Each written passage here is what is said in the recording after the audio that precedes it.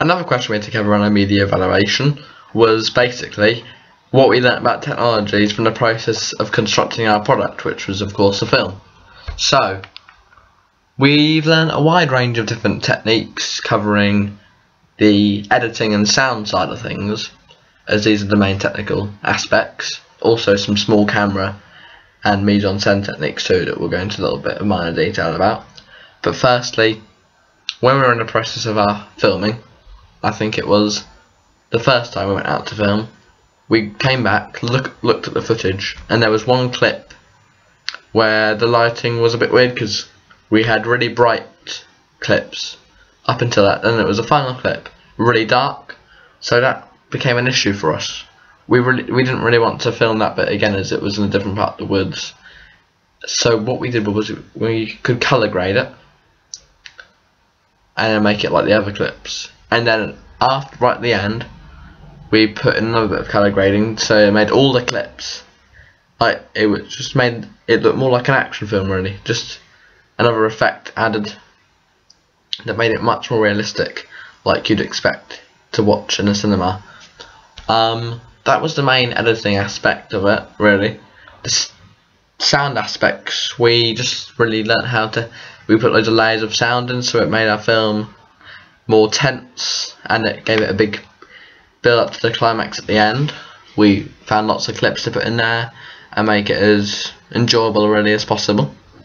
Then for the camera aspect, what we learnt about, we really just learnt, of course, what settings to do and what different, like where we were. If it was dark, we knew what setting to use. Just minor things like that that would make our film maybe, well, just more realistic. And in the mise-en-scène techniques, there was not. We just basically what we put into the film. The world of the film is what mise-en-scène is. So we just put a gun in that made it more realistic. And along with the editing technique of a muzzle flash and the sound effect, it made it much more like much more that you'd expect, rather than just something that wouldn't be very realistic, I suppose. To basically sum up the technical aspects we learnt, in the research task, of course, we did a wide range of things, and this included deconstructing films, and we could see in there that they would use muzzle flashes, so we thought we could use a muzzle flash in our own film, as this was a common occurrence when guns were used. It makes it look more realistic and would just increase the intensity of the chase and fight scene at the end. We also found more codes and conventions, such as how fast the cuts were used, what camera angles were used, and by doing this we could see there'd be an establishing shot, for example. By looking at, like, I think in a couple of our films we could see just like maybe a panning shot of the area. We put this into our own film as it made it people aware of what was happening easier.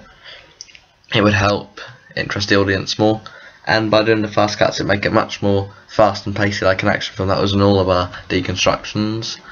And then finally, to suit it for our audience that we found out in our research task too, we used all this fast music and all the sound effects to make it to interest them more, because if we had no sound it would maybe bore them, but if we had layers of sound in there it would make it more like a real action that was distributed, and we want ours to be like that. So by putting all this layers of sound in, it'd entertain the audience much more.